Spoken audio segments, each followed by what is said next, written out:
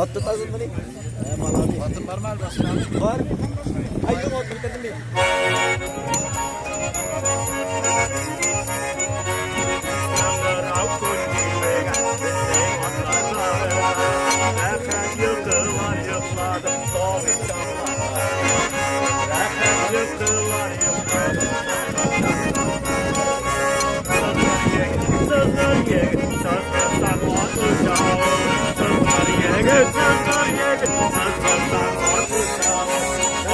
Bulsun motor bulsun uçak varsa Belki bulsun motor bulsun uçak varsa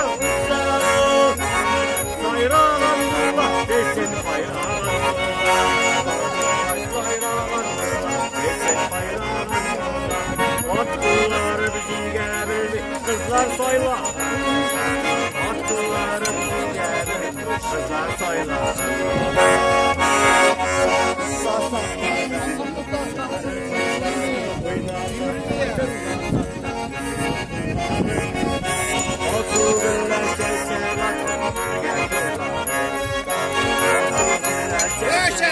Yürürken yollarımla